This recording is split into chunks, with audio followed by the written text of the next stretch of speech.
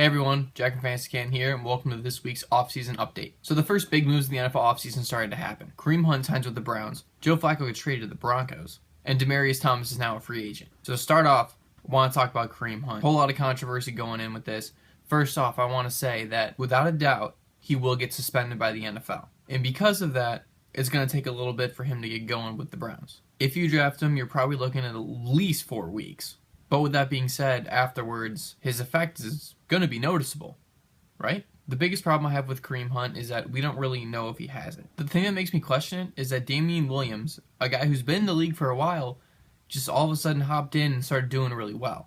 That suggests that it could be a system thing. Kareem Hunt is talented, but we don't know if he was just in a really good system. So we'll find out soon enough. But for right now, I still think that Nick Chubb is the guy to have in that backfield, even though his value is hurt by Kareem Hunt joining him. Another guy who I think this hurts is Jarvis Landry. Now, that doesn't make a whole lot of sense because obviously a killer running game opens up the passing game. But the thing is not consistent. I don't trust him enough to really want to go out of my way and draft him, and I don't think that Kareem Hunt going there is going to help him out in any way. I don't think him signing really affects the value of Callaway or Njoku either. But with Baker Mayfield, I think the sky's the limit with having those two running backs. I think that would open up the playbook a lot with him, especially if Kareem Hunt is the guy we think he is. So now we get the pleasure of talking about a former Super Bowl MVP, one of the elite quarterbacks still left in the league. Joe Flacco has been traded to the Broncos. Now, is it just me, or does he need to bring this back? The Fu Manchu has to come back. Real question is, though, was it a good move for the Broncos? Was it a good move for the Ravens? What are the fantasy impacts? What are the impacts? Fantasy-wise, I don't care. He hasn't been relevant for the past couple years. He's not going to be now. It really is that simple. He's not one of the guys that you're going to want.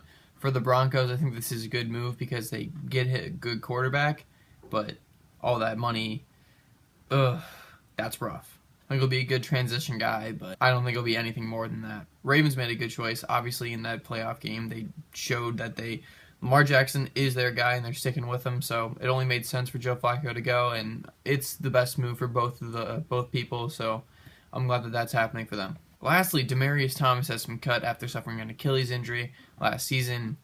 Do I think he's going to really go anywhere, have any impact, or do anything? No. Demaryius Thomas's fantasy points have decreased every single year so far. He just hasn't been good. People don't seem to get it. I understand that he's a big name. Great player. Absolutely outstanding. But he is past his prime, he's not being used anymore, and he's not going to be good. With that being said, though, a couple teams that I could see taking a chance on him. Raiders seem like they could absolutely do that. That would absolutely be a great move. Redskins also, because, I don't know what they really got going for him at this point. Then maybe the Panthers, just to get another guy for Cam to throw to. But again, none of those teams excite me. Demaryius Thomas doesn't really excite me. I think his best days are behind him. Thank you guys all for watching. Please remember to like, subscribe, comment, share this video with your friends. Please make sure to follow us on Instagram and Twitter for updates on what we're doing. Thank you guys for watching. Until next time.